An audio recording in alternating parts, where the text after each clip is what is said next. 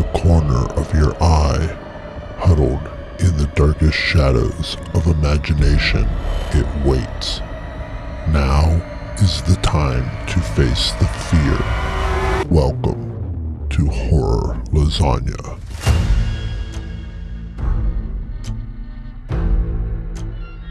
Embrace the trepidation. I'm good. How's Steve? Not too bad. Looking at the nice weather out there while I sit in here. Yeah, it's a little chillier than it looks, but... Yeah, it's a bittersweet thing. I look at it going, yeah, it looks really nice out, but wow, that really means I've got to start doing my outside yard work soon again. Yeah. And it's not just the mowing. I'm trying to clean up the grape arbor. I'm trying to clean up all the dead trees and branches that have fallen for the last couple of years. I'm trying to take down the old fence and open that area up and get rid of some of the weeds. Little things. We have a building that needs taken down. So there's a few things. Yeah, little things. Yeah, buildings. All right. So, we ready? Sure. Got it all. All right. Oh, so before we start this, I'm behind on getting podcasts up. I apologize. I've got them ready to start getting up regularly and get some things caught up again. Got a little behind from going to the conference in Florida, and then things just seem to keep getting snowball busy. Yeah, that makes sense. Yeah, we'll get it coming up. So I've been doing like little video clips, like 5-6 little video clips to put them up on Facebook, YouTube, and trying some on TikTok. It's like shorts? Yeah, just taking it from the episode, just taking up to a minute-ish, minute and a half if I can. And that seems to be all most people watch. And it's not just this. The Geek Podcast, the Wordsmith Podcast, the shorts, I'll have a little 45-second clip that will get 80 views, but the full episode will have 1. And then it's like an average of 4 minutes or something was watched. Yeah. So just trying to experiment and seeing what reacts to what. So, sure. All right. The rise of Leslie Vernon, Behind the Mask, the rise of Leslie Vernon. Yeah. Interesting. We get our comedy early this time. Yeah. So looking back on it, Baskin was a universal film for our podcasts.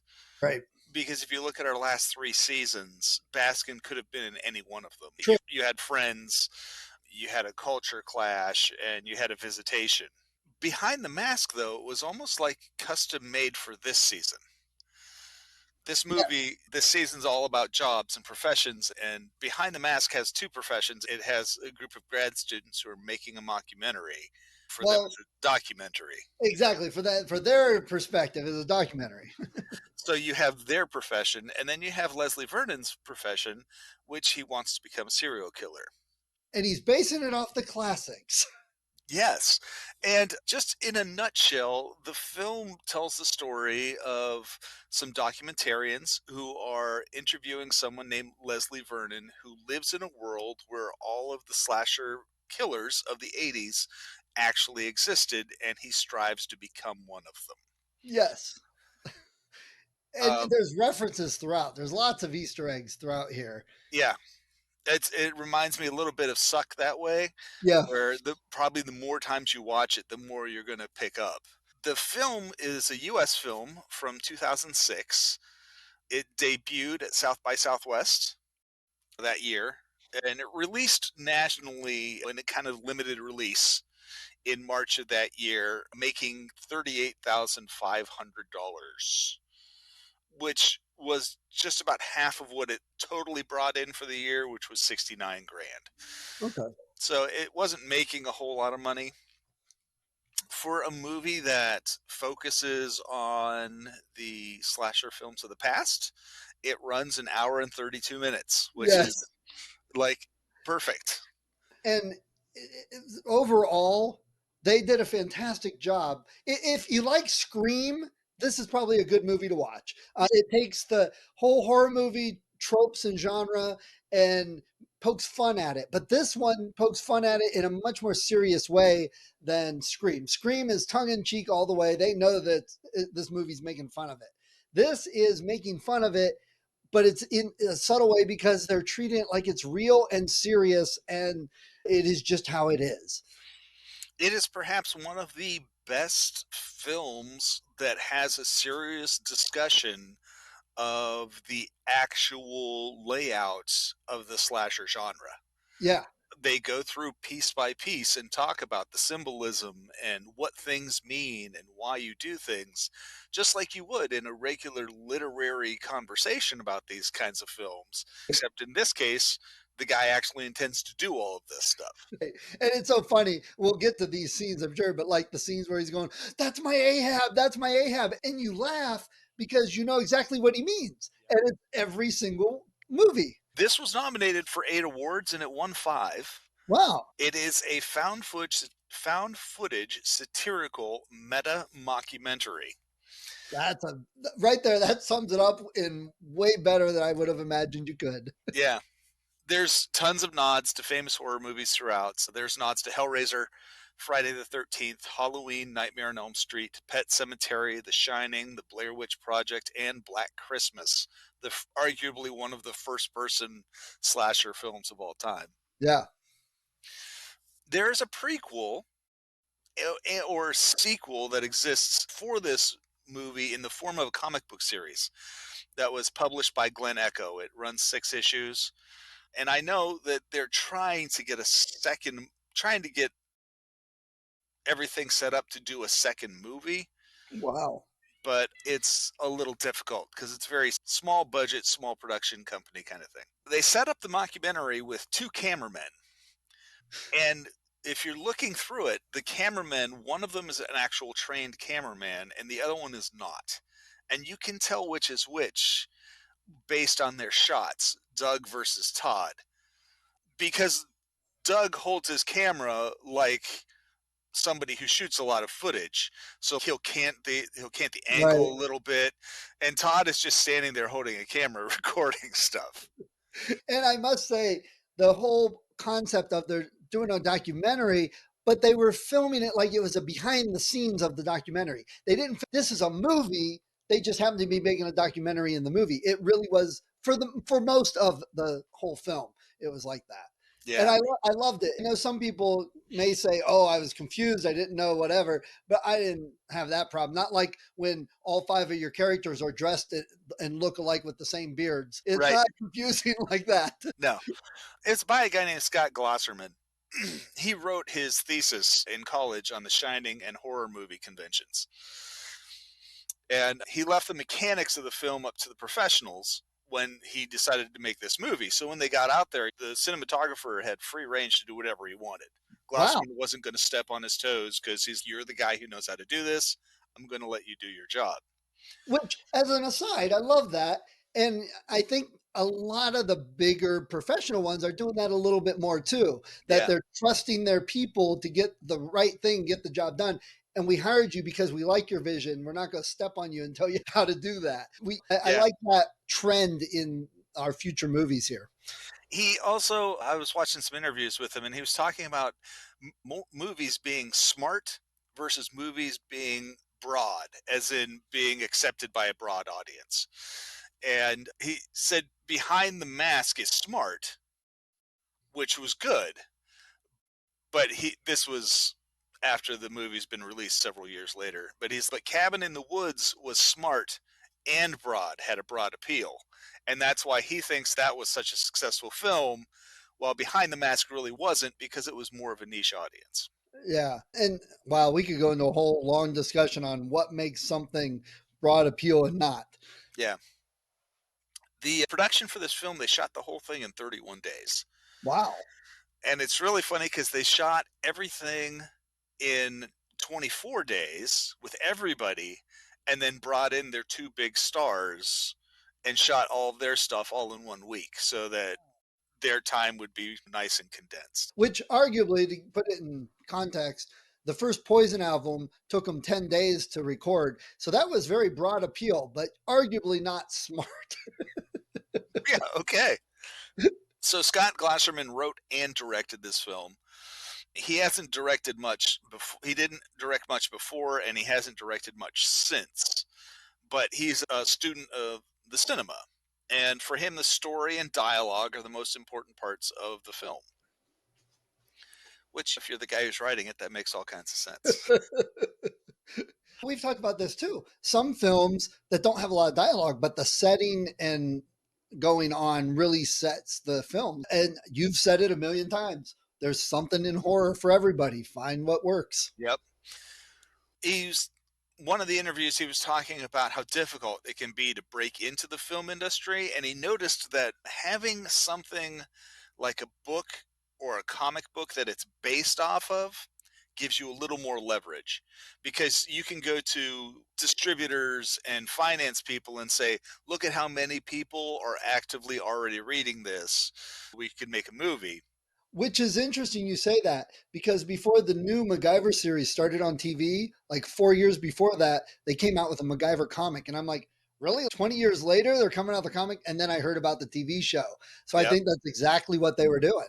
Well, and that's what he's doing about trying to do a sequel, was he decided he was going to do a comic book first and see if he could get enough of a comic book following behind it to be able to use that to leverage it into getting a sequel made. Smart move. Yeah. He talks when I've listened to a lot of directors in interviews, and some of them are like, "Oh, I don't want to be niched into the $1 million budget market," that kind of thing. Or some of them are like, "No, my cast and my crew are the real stars, not me," that kind of thing. There's different kinds.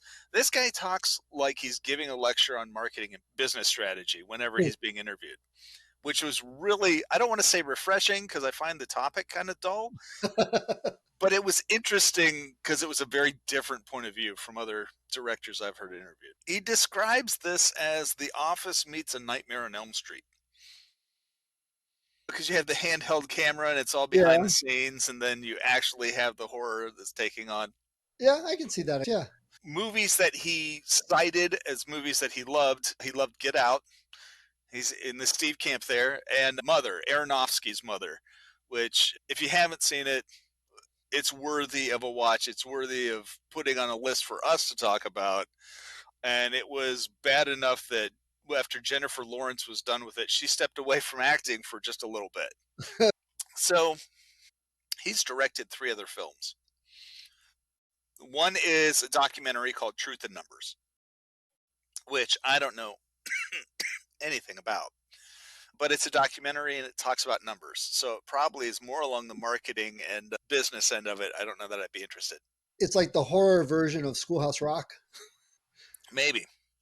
He did a movie called The Truth Below. I think it's a thriller. And the one that he's working on now is called B4TM. And it's actually just a working title of the next Leslie Vernon film. Got it. Wow, you really wigged out there. I did. I think, and this is going to sound disgusting, I think when I coughed there, I don't remember taking any acid. yeah, how's that? That's a little better. That was a cool effect, though. That was. I was like, wow, what is going on? Yeah. They really add some new features to Max, I must say. Nathan Bessel plays Leslie Vernon. He'd been in 15 films, and he's got 3 that are in production, including the B4TM that is being done. He's been in a lot of television shows. CSI Miami, an episode of Numbers. Is there anybody that does TV that doesn't do CSI or NCIS? He's also on a show called Kill Count as Leslie Vernon. Okay, I know that. Yeah. Okay. The other titles that he's been in, like 20 Years After and Off the Ledge and Chum, I haven't seen, or I haven't even heard of. So Angela Gathis plays Taylor, and she's been in 36 films, with B4TM being her current upcoming project. She has a long line of television shows. She's on The Equalizer from way back when, and The Tracy Ullman Show. She would have been 12 when she was in The Tracy Ullman Show back in '89, but she's also been in Grey's Anatomy, 24, CSI, Law and Order. But she also has some pretty decent roles in movies too. Like, she was in Jerry Maguire. So she's acted with Tom Cruise. She was in Home Alone and Home Alone 2. So 37. Yeah. No, just those first 2. Zelda Rubinstein was in this movie. She's one of the 2 big names in this movie, and a bunch of you are scratching your head going, who's Zelda Rubinstein? This is the last film that she made. She died in 2010. She plays Mrs. Collinwood, the librarian. She's been in 56 projects, starting with Americathon in 1979. Wow. You know, that powerhouse. But she's most famous for portraying Tangina in Poltergeist. Yes, which a good nod to past Yes. horror. And I did not realize Tangina, that voice is an affect. That's not how she actually talks. Really? Yeah, and so she actually used that voice in this movie as a nod to that character from Poltergeist. Oh, awesome. Well, it's kind of Bernadette from Big Bang Theory. She's on the new night court. Right. And you hear her and it doesn't sound anything like Bernadette. Yeah. It kind of throws you off. Right. Yeah. She had been a medical lab technician until she decided to become an actress at age 45. So there you go. There, she was really short and she was 45 and she still had a good acting career. That's hats off to anybody that thinks, oh, I can't do it. I'm too old. I'm too short. I'm too whatever. There you go. Find your niche, folks. It doesn't have to be, not everybody's going to be Brad Pitt. Just move on and do the best you can. And as if that wasn't enough things for her to overcome, she was born in Pittsburgh, so. Wow. See, that would have probably held her back more than anything. Now we're about to get bombed. No, we can say that because we're as close to Pittsburgh as we are anything else. Which means nothing. Or not. Yeah. She had suffered a heart attack the year before she died, but complications from the heart attack, or it finally did her in about a year later. She had done some television, but like I said, she was known for Poltergeist. She'd been in all three originals and even showed up on the television show in the 90s, Poltergeist Legacy. She was also in 16 Candles and had an uncredited role in the Addams Family film of the 1990s. Yeah, I think I remember her in that, thinking about it. The other big star they had for this was Robert Englund. We went through his whole CV when we did Hatchet, so go back and watch Hatchet if you want to see it. He was that one of those characters talked about from Leslie Vernon too. Yeah. Which is a great nod. I love that. He actually is been kind enough to work with Glosserman to help promote the comic book series. Oh, that's cool. Which I think is really nice of him. Yeah. I haven't seen his name associated with B4TM, but Kane Hodder's name is showing up in the new film. Yeah, it was nice to see him out of makeup. Yes. And I talked about having the two big stars, and I really feel bad saying that because Scott Wilson plays Eugene, the retired serial killer. Yes. And he started his career in 1967. Wow. In The Heat of the Night, like famous Sidney Poitier kind of film. But he's probably most famous now for being Herschel on The Walking Dead. That's right. He had been in 80 different pieces before he died in 2018. And I have in my notes for our younger audiences, he's probably best known as playing Herschel in The Walking Dead. Yeah, and he was good in this part. Different if you're used to only see him in Herschel and in Walking Dead. He's a different character. But like the list of things he's been in, he was in The Great Gatsby, The Right Stuff, The Aviator, Young Guns 2. Not that's necessarily a fine piece of cinema, but The Exorcist 3, Judge Dredd, G.I. Jane, Pearl Harbor, The Monster. And I did not, this is insane because this is like one of my favorite Korean horror films. He was in The Host. And I can't even picture who he played in The Host. Time to go back and watch it again. So, he was also in Radio Free Albemuth and the OA. So he's been in a lot of stuff. Yeah, yeah. He was also good enough that when they did that 27-day shoot, he was there for the 27 days. He wasn't like Robert Englund. That's a hard one to say. Robert Englund or Zelda Robinstein, where they like came in just for that last week. Yeah. So this is an interesting film on a whole lot of levels, but one of the things that I find really interesting about it, and the thing that interests me the most about it, is that this is the kind of thing that usually really pisses me off. And it doesn't in this case. It's shot in 3 different styles. Which yes.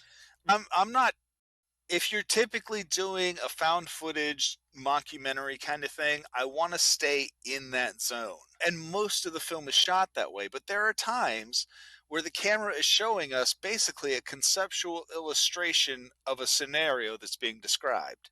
And then at the end, so the movie is satirical Right. and it's entertaining, but when you get to the last 20 minutes, it is literally just a 20-minute slasher film.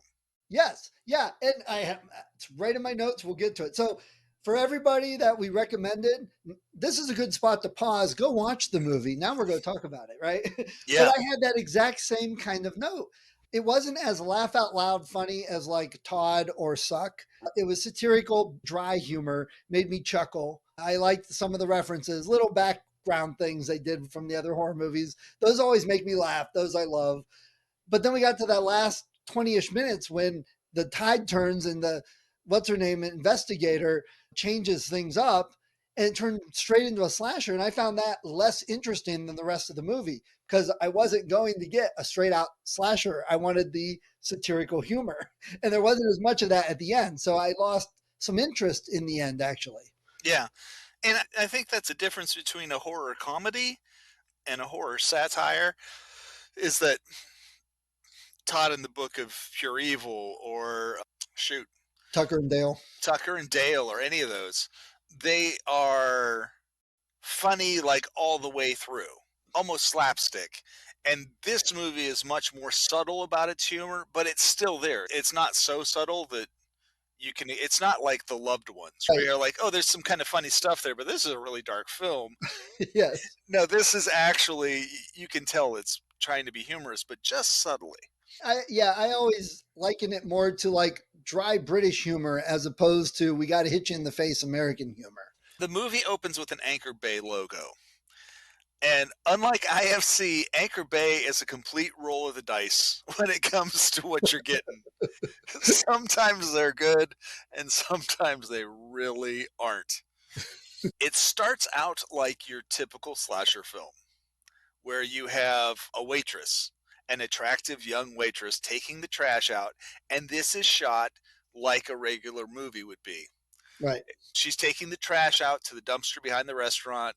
She hears this noise. She looks over where it's from, and the door that she's propped open slams shut. And she tries to open the door, and it's locked. And so she runs down out of the alley.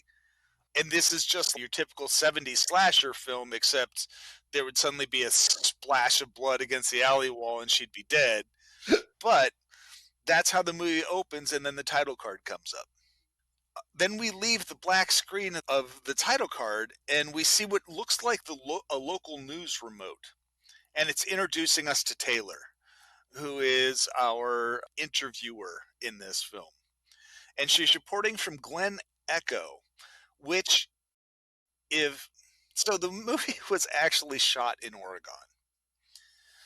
But they purposely put it in Glen Echo, Maryland as the setting because Glen Echo, Maryland is probably within 15 miles of Burkittsville, which is the home of the Blair Witch.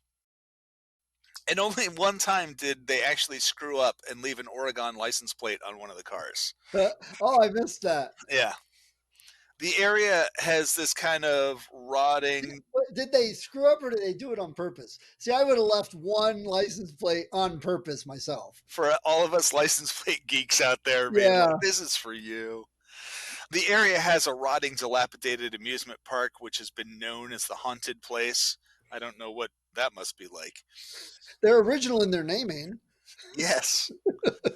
And then she goes into the speech about how tranquil places like that have a dark evil that lurks in the background. And then she goes on to mention, and this is your first notion that this is not the United States that we know. She mentions Jason and Freddy and Michael like they were actual people, and Friday the 13th and Halloween and Nightmare on Elm Street actually happened. And even funnier later, the serial killers talk about, and they say Jay and Frederick, and that cracked me up. I like that stupid stuff too. Yeah, like they're on first name basis. They hang out together. Yeah, when I was talking to Jay at the bar, he gave me this little technique. Give it a try. Yeah. During part of this interview, she's standing in front of the Red Rabbit pub which is the pub on the matchbook that Dr. Loomis finds in Halloween. I was wondering where that was from. It sounded vaguely familiar. Yeah, and so I found myself, anytime anything had a logo, I was trying to look it up and see if it had any association with anything. She mentions Freddy Krueger, and when she does, the camera shows a house at 1428 Elm Street, which was Nancy's address Right. in the original. And there's this guy looking at the camera walking in, and that is Kane Hodder. That's his little cameo. He doesn't say anything. He sternly looks at the camera and walks inside. Yes. 4 minutes into the film, we get this rundown, a really brief rundown of Leslie Vernon's backstory and his ambition. So the concept's interesting, and it's shot with all the gravitas of this actual documentary until she suddenly decides she wants to take another take. And then we realize, oh, we're not actually watching like the finished documentary. We're watching the filming of the documentary. Right. So they're outside of this little farmhouse, and it looks like he's not even home because she walks up, she knocks on the door, and we're given this kind of glimpse into his psyche as he like suddenly pops out and surprises them. And I don't know if you've ever seen Creep. It's on our list. Okay. So I'm not a big fan of Creep. I like Creep 2. The reason I didn't like Creep was because there was no one in the movie I could root for. I didn't like anyone in the film. But the main character of the film, that's his big thing. He loves to jump scares on people. That and kill them. This kind of reminded me of that, even though this movie came out long before Creep did. From the start, Leslie is much more this enjoyable character than the character from Creep was. He seems, granted, he's a little up much for me. He's pretty up energy-wise, but he seems like a nice guy. Yeah. It's his job. It's very subtle. Yeah. This is his job, and he treats it like that. He's serious about it. It's like talking to a ball player. Yeah. He gives the cast this tour of the house. He shows them his turtles, Church and Zoe, which are named after the pets from Pet Sematary 1 and 2. He seems like this gracious host. They move into the library, and he's very well read. But there's always that little subtle hint that he's not quite right. He goes, yeah, I don't like any pets that I can't eat. Pause. And then they move on. Yeah. Yeah, it's that kind of hanging thing that he leaves at the end of every scene. Yeah. And he's especially well read in the fields of human anatomy and magic and escapism. And he does this magic trick for them. I got this great card trick. Who's got a deck of cards? Anyone got it? And they're all like, what? And he's, Doug, do you have a deck of cards? He's like, why would I have a deck of cards? He's like, check your front pocket. And he's like, oh my God, how'd those get in there? So they move on to a sit-down interview, and Taylor's asking him if what he's doing isn't just essentially terrorizing innocent people. He goes on to point out that they're there to learn how he does what he does, not why. The why, he claims, must come down to your own understanding of the process itself. And he stops the interview by suggesting they all go up to his old house, which the camera cuts to from there. Yeah, and that making it look like a documentary is done very well. It's not slipshod at all. It's as if it really could be a documentary on real life. Yeah, and he points out that they're grad students, and I think it's really good because Taylor looks like she's just starting to do interviews. Yes. She's very stiff. She's very proper while she's doing it. There's no relaxed anything about her. And you always catch her like looking at the camera like, was that good? Did I say the right thing? She's very indecisive. Yeah. Like a new documentarian would be. They pull into his driveway, and he points out that the local kids dare each other to spend the night in the old farmhouse on the anniversary of his death. This year, though, he plans to reappear. He points out that he can't live there, even though it's being held in trust, should he ever return, because as far as Glen Echo is concerned, he's dead. But he holds on to it as an anchor to his legend And that is what he's going to build off of. And the death itself, they describe it, and it's very like a lot of them. Like when they talk about how they killed Freddy, which is what I took that as the nod to. It was fire and water, but it's also very classic, like Frankenstein. It's the villagers sending him over the waterfall. It's not just shooting him, it's not just hanging him. They have to throw him over the waterfall. They have to burn it's always that dramatic, over the top mob villager thing. So the bad thing about watching this movie is that it'll get in your head. And so, for instance, now if we were to watch Mama again, when they described what happened to her, I'd be like, oh my God, she's a Leslie Vernon. Yes. They threw her over a waterfall and she died. And the funny thing is, we talk a bit about writing and storyline and the hero's journey and the 3-act structure and all that. That's really what this whole movie does. It explains all of that. If you want to write a horror movie, just watch Leslie Vernon, take some notes, and do what they say. It really, that's as simple as it gets. Yeah, it's really straightforward. He gets really serious when he's talking about the myths associated with the orchard behind his house where he hung his mother. And then at the end, he's like, just kidding. And because he makes everyone stop. He's, can you hear it? Can you hear the rope creak? And he's, I'm just kidding. That date is like a month away. We cut to daylight hours now, and he's working out on a heavy bag. And he's complaining about how much cardio his line of work requires. Which goes back to the zombie movie with Woody Harrelson. Zombieland. Yeah, cardio. That is so funny because I'm like, in my notes, it says it's vaguely reminiscent of rule number 1 in Zombieland. Yes. Just from the other side of the fence. Yeah. It's funny when he talks about it. He says, because you've got to do that stern walking while everyone else is running, but you got to be able to catch up to them. And it's so true. Yeah. Yeah. If you think about it, Michael Myers walks around a lot. How does he actually catch up with everybody? It's all that cardio he does in the off season.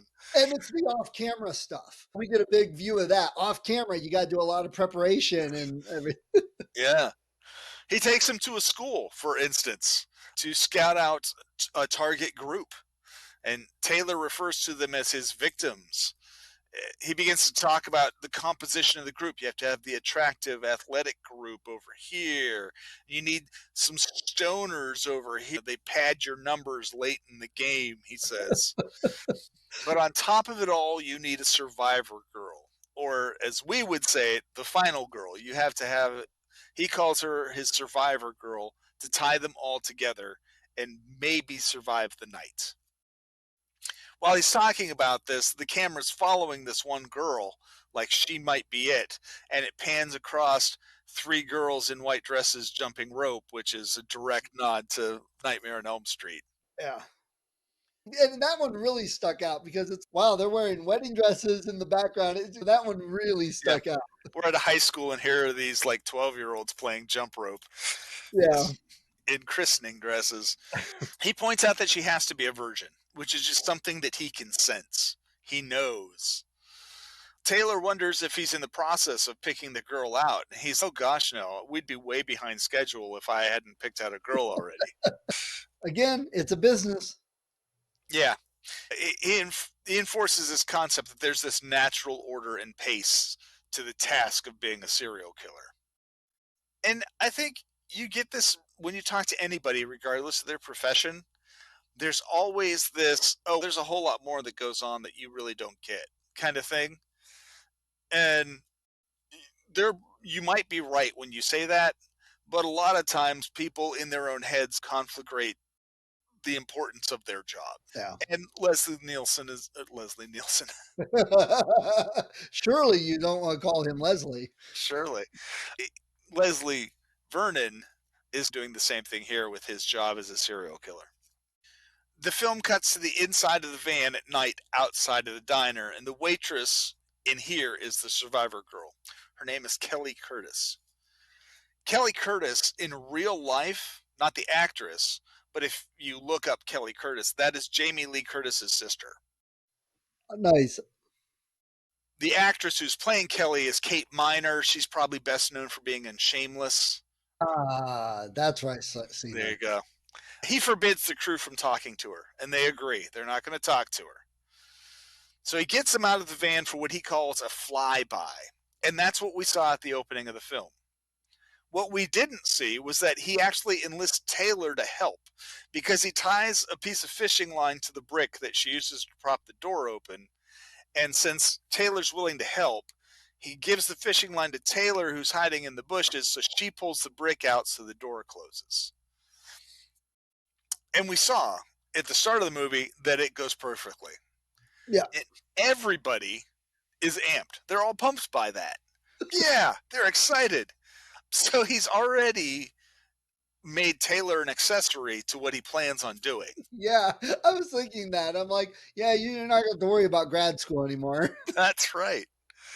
So someone else shows up and is entering the diner at the end of the scene, and Todd's, who's that guy? And Leslie's like, I don't know. I think it was Doc Halloran, who is the Ahab, which we'll get to in a second. But Doc Halloran, who becomes the Ahab, that's in direct reference to The Shining. Doc was the name of the little boy, and Dick Halloran was the name of the janitor who became his friend. So Doc Halloran. And he's very, obviously the character is very much Loomis from Halloween. Yeah. The next day, Leslie takes the crew to visit his two best friends, Eugene and Jamie, who live just down the road. Eugene is a retired serial killer. So he's retired. Great. Okay. Where did the money come from, though? I was going to say, what kind of, they have a 401k, or is this a pension plan? Do they offer benefits with this job? Yes. So he says Eugene is a retired serial killer and Jamie is his hot wife. Jamie is lovely and she's charming and she welcomes them into her home. But Eugene isn't home. He's buried out back in a sensory deprivation tank. That was weird. I couldn't think of any specific horror movie that was like a trope from or an Easter egg, but it was very weird considering the rest of the movie. He points out that it's good for training for yoga-like trance states that can be handy for someone in their line of work. So you can appear to be dead and then suddenly sit up in the background. Yeah, definitely. That's why we got how many, 9, 10 Halloweens? And it turns out Jamie just kept forgetting that Eugene was back there, so he'd been in that tank for 3 days. Right. Back at the house, it's just like a regular dinner party. Everyone's just hanging out. Eugene comes out to the kitchen to help with dinner prep, and he's talking about his old days. And he's talking about how in the old days it was just, you just go in and you get as many as you possibly could, and then you'd get out. But kids today, like Michael and Freddy, they're like artists. There's so much, they elevated the game so high. And then he starts to talk about the jobs that got botched, getting caught, that kind of thing. And it makes him mad, and it takes his anger out on a bunch of carrots, which elicits a little yelp from Taylor as he's done. The camera pans down, and the carrots have basically just been minced. Yeah. And he does it without looking. Yeah. Yeah, he never takes his eyes off of Taylor while he's doing it. They're eating out by the grill, sausages. Which, that's a horror trope, too. You always get the murder, and then they focus on the meat cooking and pan out. Baskin had it. I was going to say, we just did this in Baskin. Yeah, but I think most of the other horrors have done it one time or another. That close-up focus on sizzling meat on the grill. Yeah, and he's wearing a hat. And I looked it up because it's a butcher's, and I was like, ooh, is that from a horror movie? No, it's an actual meat provider out of Texas, which made me wonder if it might be like some nod to Texas Chainsaw Massacre. I did the same thing. I saw that. It was so prominent. I'm like, okay, where's that from? Eugene explains his admiration for the slasher heroes that we know today. They've elevated the art form to a whole new level, and they return like a curse over and over again. It changed the whole business, he says. He might as well just be giving us a lecture on the success of slasher movies just as a whole. After dinner, they're having coffee in the living room. Eugene and Jamie is named after Jamie Lee Curtis. They seem like these wonderful hosts. They're very supportive friends for Leslie. Eugene's asking Leslie how the project's going, that kind of thing, right. Checking in. If you look on the back table by the lamp, there's a Lament configuration puzzle box from Hellraiser just sitting on the... I missed that one. Yeah.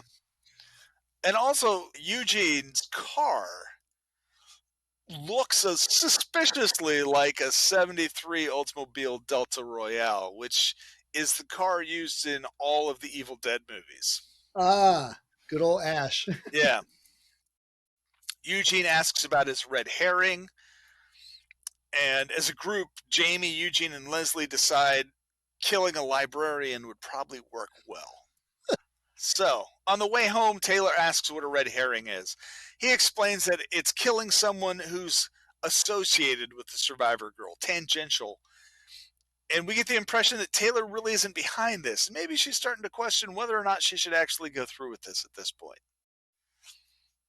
So we're heading to the library. And he shows them this article he's made up involving a fictitious great uncle of Kelly's, who, according to the story, raped Leslie's mother. And he intends to get this article into the hands of Kelly. But he also lets the crew know that this is their last chance to back out. If you want out, this is your last chance. The next scene shows them all going into the library, so apparently they didn't back out. Right. They film him dropping... The newspaper article, too, cracked me up because he says, oh, no, it's all made up. We use CGI a lot. And I'm like, that's funny because not until recently did they really use CGI. So all the classics they talk about, that was all practical effects and everything. But I thought that was a little funny to say that. If you take the concept that every serial killer from the movies actually exists, and you just accept that, you're just like, okay, that's a thing. And you put Leslie into this next part is probably my biggest stumbling block for disbelief. Okay. To get over it. Because not only does he make a fake newspaper article, which, okay, anyone can do that, he inserts it into fake microfiche. I wondered about that. That's not a skill set many people have. They lose sight of him because he's taking this article over to set it on top of the card catalog. They don't know where he's at. They've lost him. Then all of a sudden he gives them a little jump scare when he shows back up. And that's, again, he did that at the beginning, but that's that, every time they turn around in the horror movies, that's where the guy is. It's that Batman meme, right? Yes. As soon as you turn around, he's gone. He explains that he's made a fake microfiche reel. Man, I just got a visual of Michael Myers as Batman. That would make a comic book, let me tell you. The Joker wouldn't stand a chance. You don't have to be rich if you're just a psycho. That's right. He's made up a fake microfiche reel and replaced the original one with the newspaper article in case Kelly wants to read the original article. He's got the whole thing planned out down to exactly what the librarian's going to say. And he tells them to keep the camera rolling and wish him luck. He's so excited. He's like a little kid. Yeah. And Taylor does. He enjoys his work. Yeah. Taylor does wish him luck. Good luck killing a librarian. Just seems somehow wrong. Doug calls in over the radio. He's outside to let them know some new guy's just shown up at the library, but nobody pays a whole lot of attention to that. Todd is busy not filming Kelly's face. He's scoping her out, the short skirt, the large breasts, until Taylor corrects him. He's quite taken with her in an immature kind of creeper kind of way. Taylor heads off to the card catalog and finds the article, and then the movie switches, and we're back to a cinematic view. She approaches the librarian about the article, and like I said, Zelda's voice is just so perfect. Yeah. And we get this legendary background of Leslie Vernon when he was born 9 months after his parents' wedding, a bastard, presumably because of this rape that didn't actually happen. He was abused and forced to live in the cider house of all places. Then he revolted on the night of a blood-red harvest moon, murdering his father with a hand scythe, which technically a scythe is a single-handed tool. You don't have to say hand scythe. A sickle is the long one that the angel of death carries, but whatever. Okay, hand scythe. Yeah, the part that I went, was he tilled the land. You don't till the land with those. You cut it down when it's already grown. He hangs his mother in the apple orchard, and then the townsfolk, having heard of the tragedy, drag him from his house and toss him in a waterfall, and his body was never found. That's so classic. Again, you could take that as a template and play Mad Libs and just replace nouns. Horror movie Mad Libs. Yes. Just about the time the librarian stops talking, and she does literally say verbatim what Leslie said she was going to. Oh, but that's just a story. She stops talking. Kelly screams, and we see Leslie standing behind her. But behind Leslie is Doc Halloran, who does look suspiciously like Dr. Loomis from Halloween. And he's got a gun to stop him. The librarian falls over dead. I'm not really sure if Leslie killed her or she had a heart attack because there's no kill scene. Right. She just falls over dead. Halloran takes a shot and he ends up shooting Leslie in the shoulder. However, if I'm Kelly, I'm pissed at that guy who's taking a shot at the guy who's standing 2 feet away from me. Yes. I don't know if you're a good shot or not, dude, but that's a little close. Leslie and the camera crew reconnoiter at the van, and everyone is excited at how well this went. They're like, yes! And I found an Ahab, and you do realize he just killed someone. You recorded it, you witnessed it, but you're all back here having a good time. So considering it's not our world, there might be different rules about this. Perhaps. Who knows? Maybe accessories don't exist to crimes. That's right. Perhaps. Maybe for the woke serial killer culture, they are defending their own rights and they've gotten the laws changed. That's right. He goes off to tell Eugene and Jamie about how great it went. And we find out that an Ahab is somebody who is hell-bent on stopping the killer. And Halloran was the psychiatrist who worked on Leslie as a boy and predicted he would end up back here. Taylor asks if Halloran is a new target, and Leslie's, no, I need him. So he defines an Ahab as a personification of all that is good in society who is willing to protect humanity at great personal cost, which I think is a good thumbnail thing. The only thing I would add to that is that they're also obsessively focused on the serial killer. Like, at no time would you ever picture Dr. Loomis talking about a baseball game score. It was all about Michael Myers. Eugene's trying to keep him focused. Jamie's just thrilled for him. So the crew the next day head to the diner. And they're trying to interview or maybe warn Kelly. And she is obviously distracted. She's looking everywhere. She's talking to them. Todd asks Taylor what she's waiting for, and just about then he notices that Halloran's sitting in a booth over by the window. Halloran comes over and asks why they're following Kelly, and Todd's, we're just sitting here, man. As he's filming it. Yeah.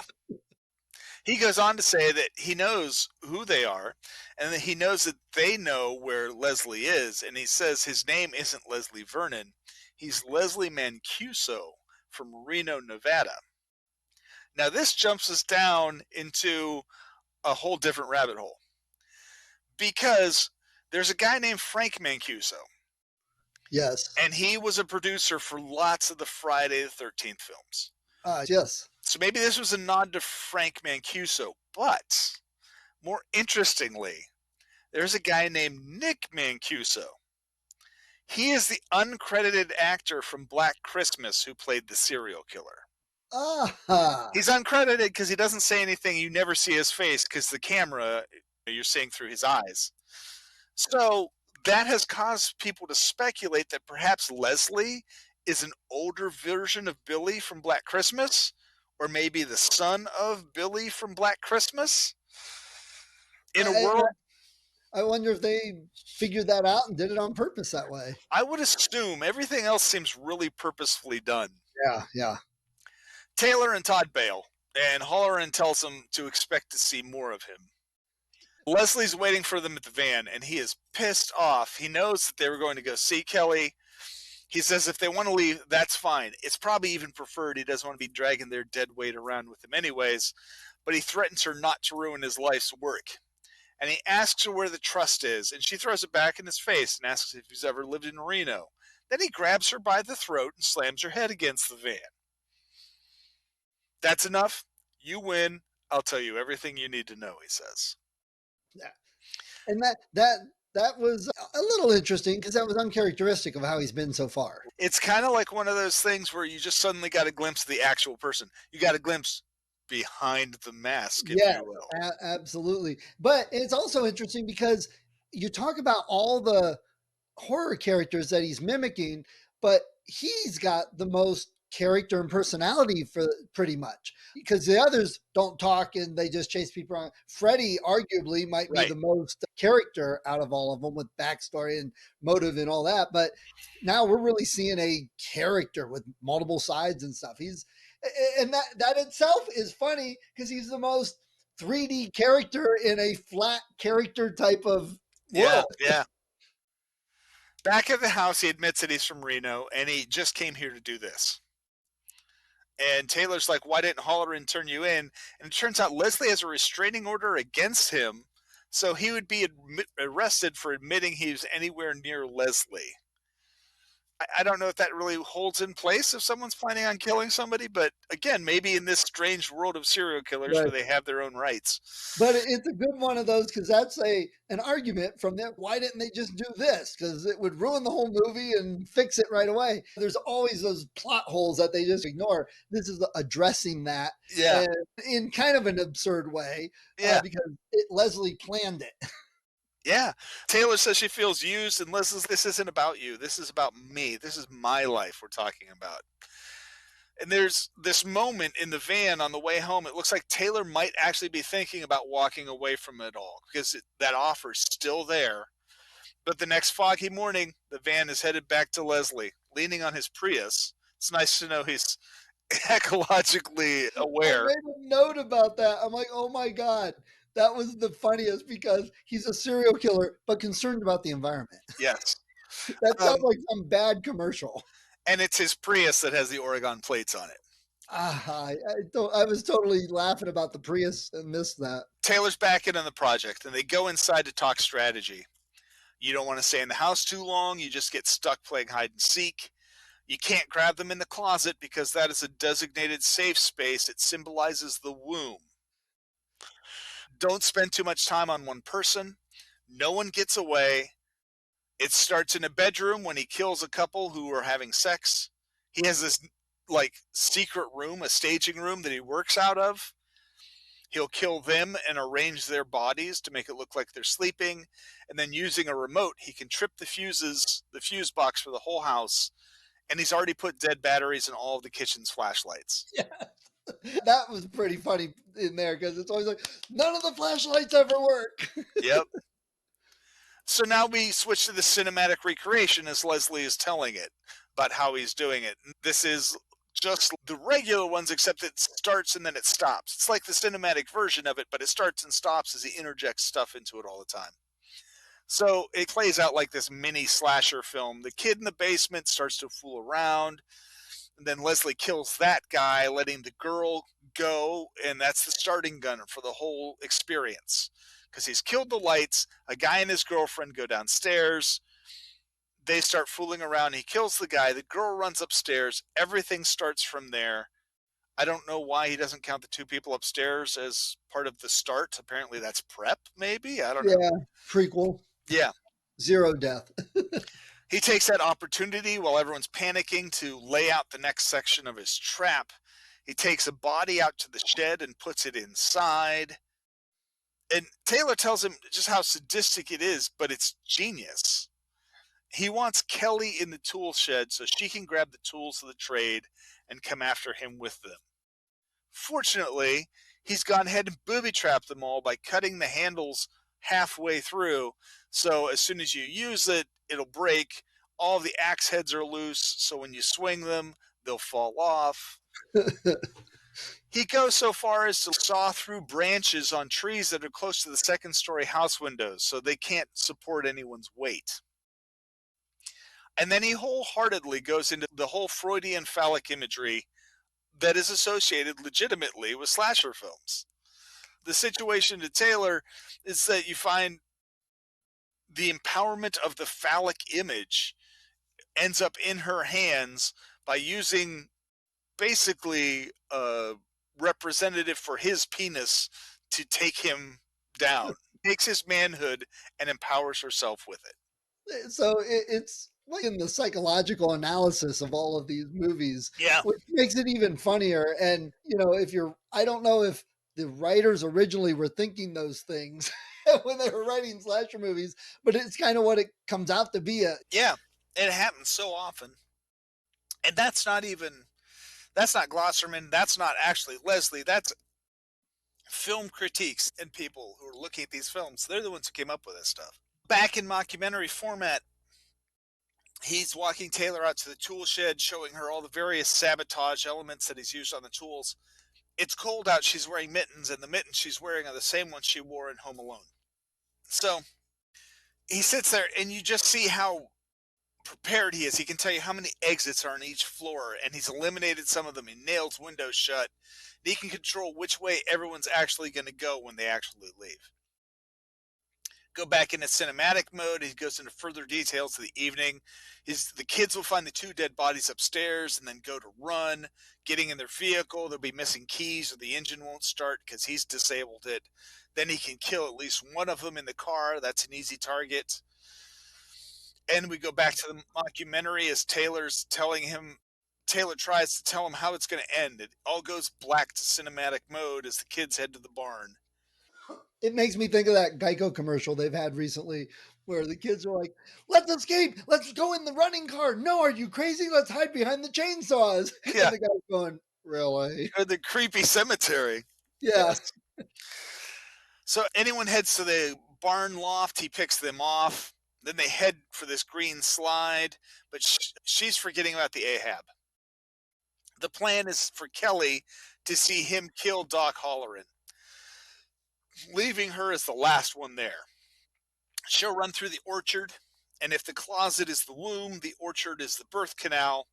She'll go through to the cider press shed, and that will be where her moments of liberation will take place.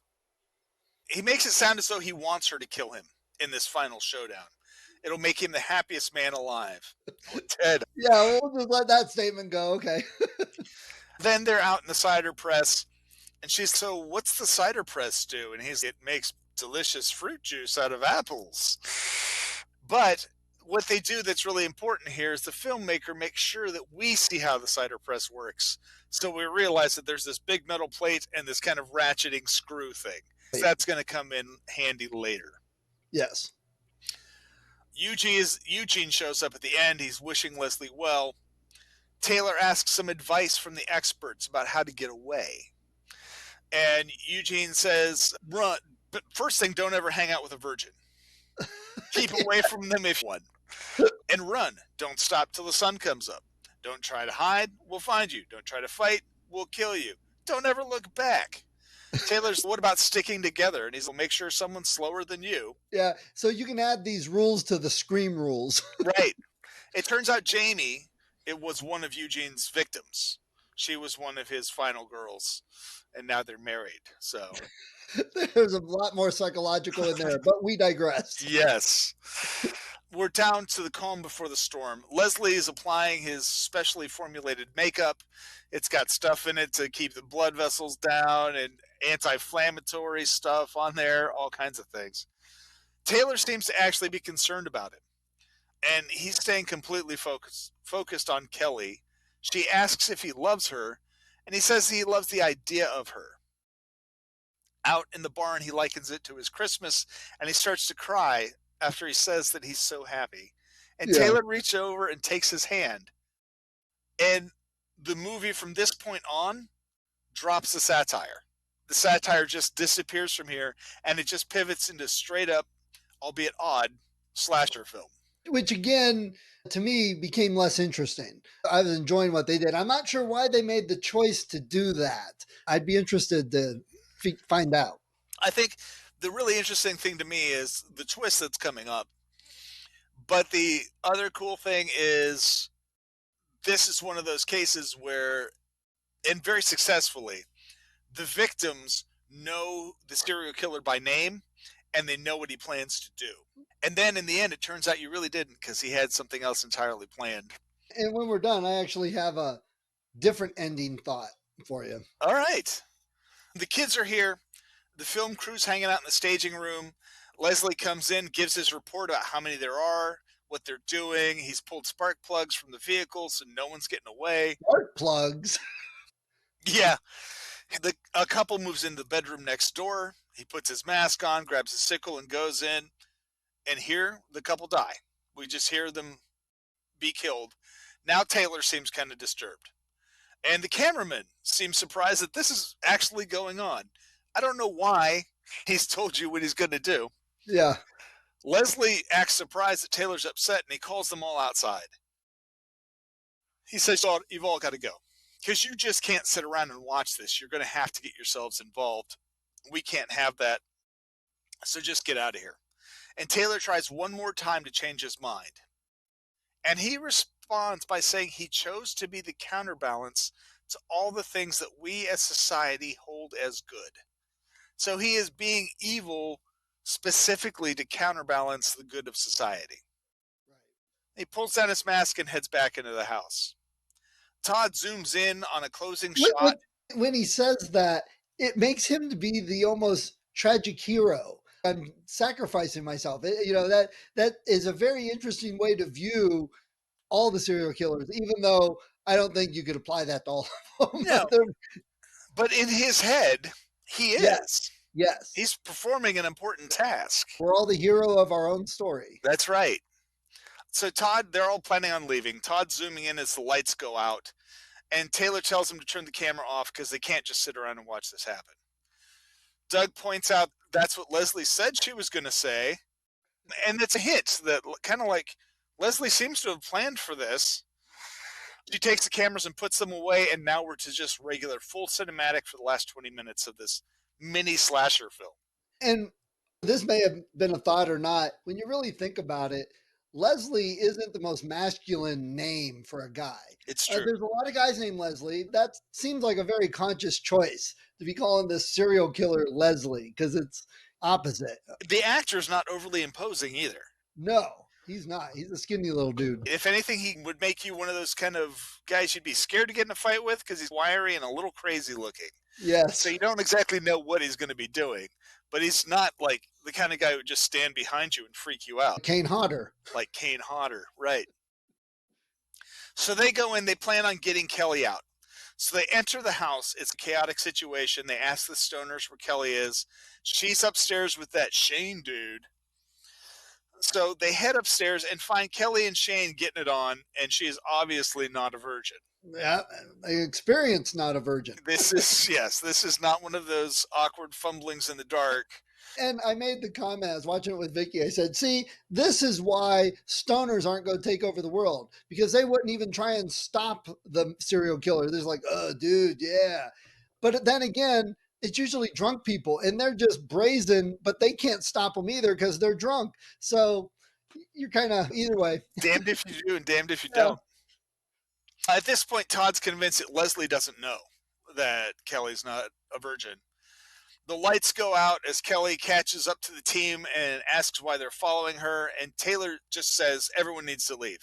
Which, you just said that. Sorry, I'm interrupting that. I think Leslie did know she wasn't a virgin because he never intended for her. Oh, absolutely. 110%. I just picked up on that. Duh. She is, to Taylor, the red herring that the librarian was to Kelly. Yes, yeah. Okay, I just picked up on that. That's pretty genius writing there. Yeah. Taylor says everyone's got to leave. She tells them the whole plan. Kelly asks where her friend Julie is, and the stoners say she's in the basement. Kelly plans on going to get her, but Taylor says it's too late.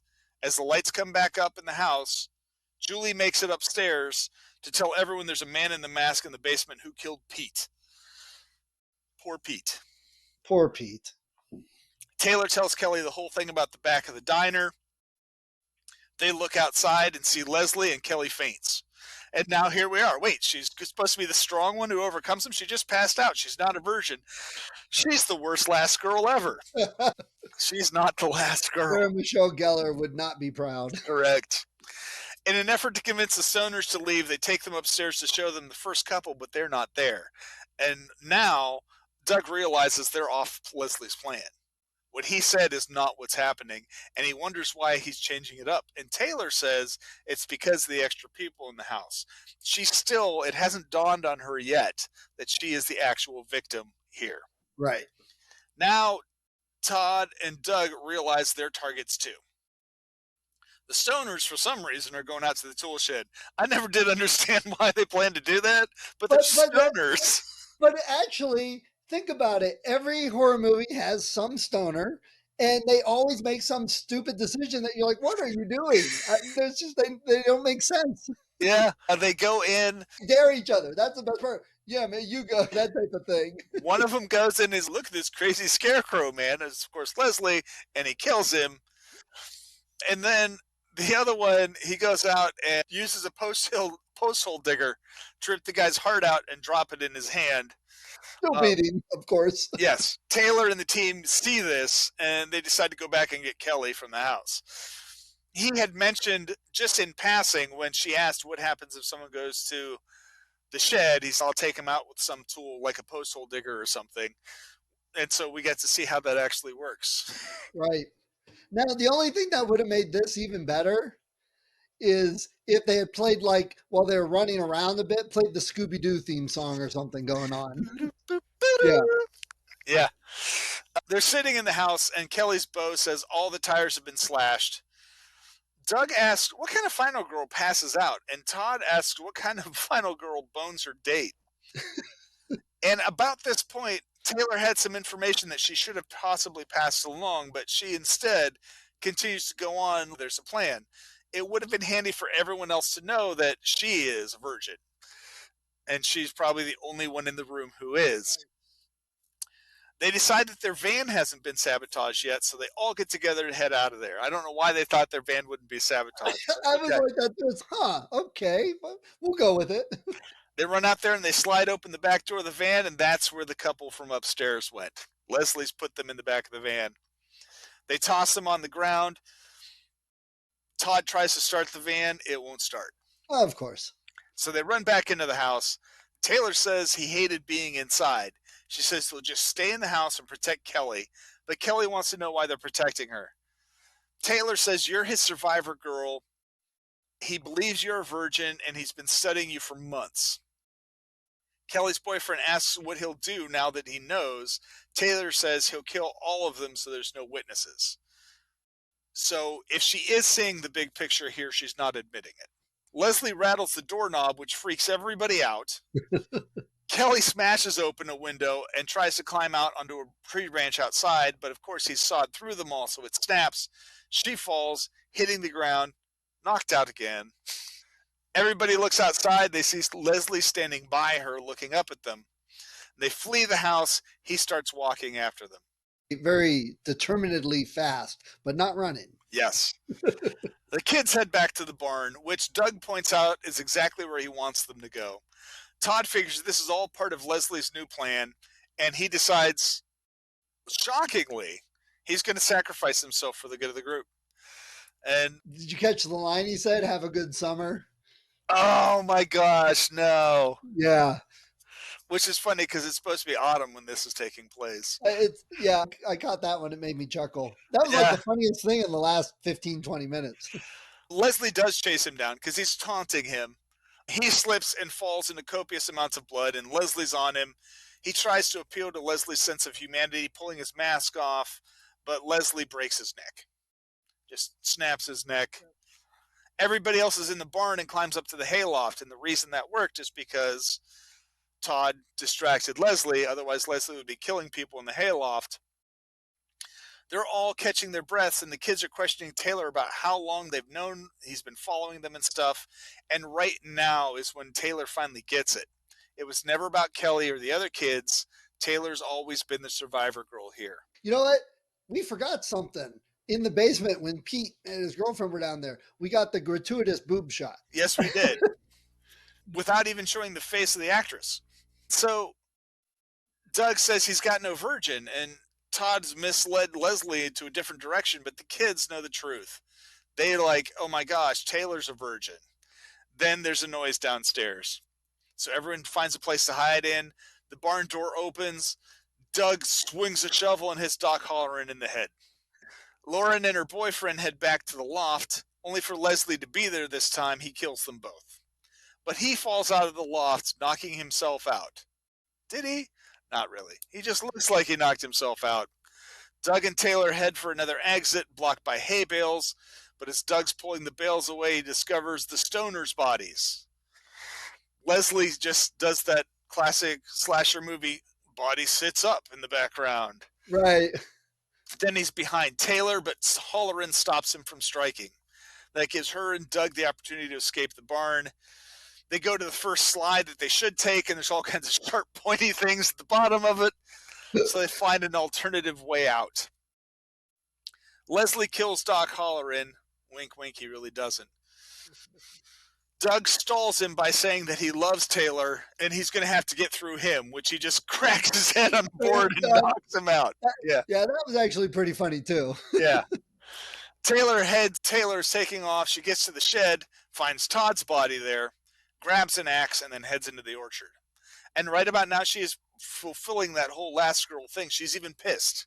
She's like taking off her coat. She's calling him out, fully embracing that survivor girl trope.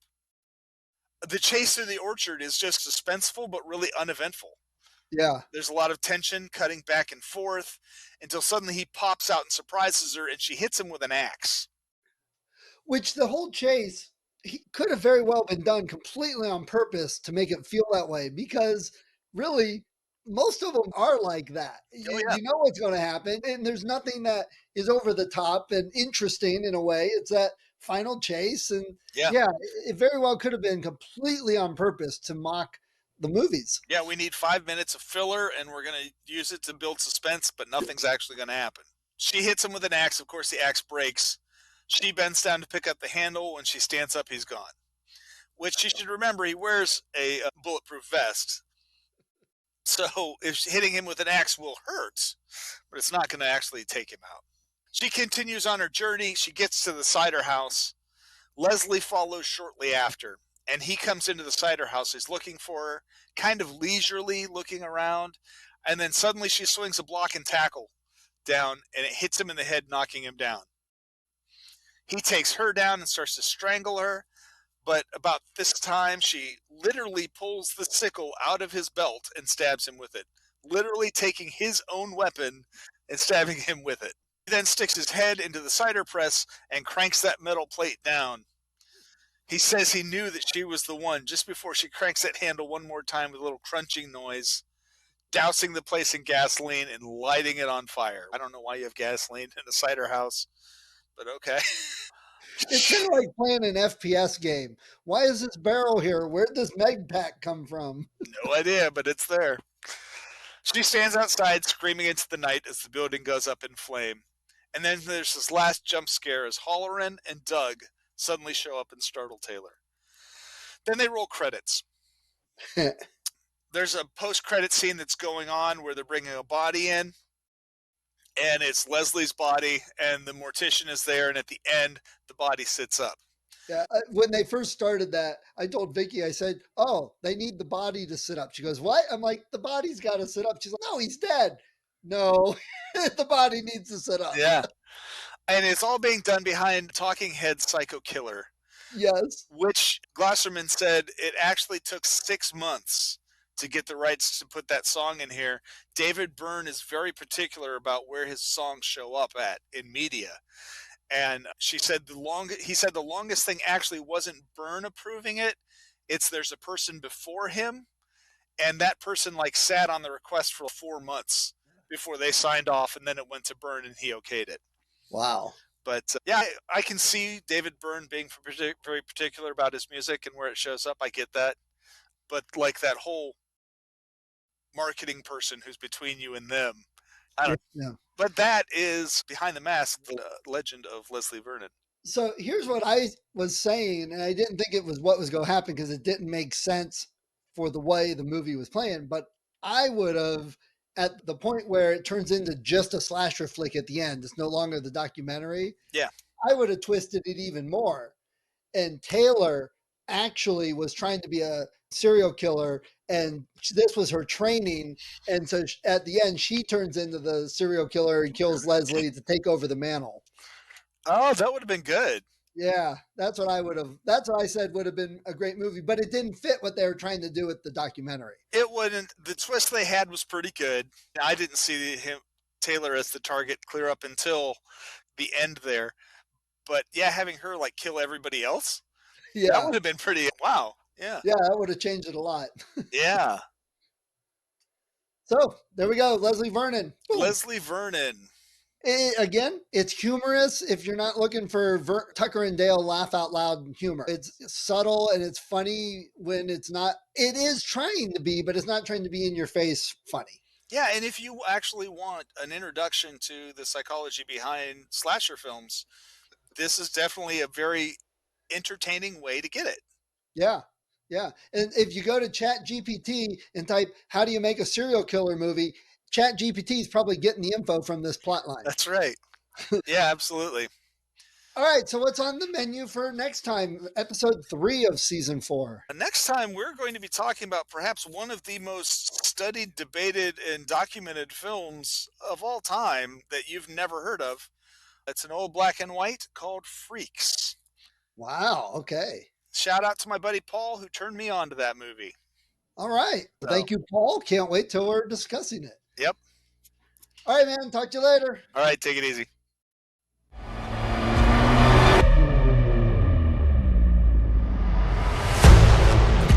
The creature slips from perception. Pay attention. It will rise again.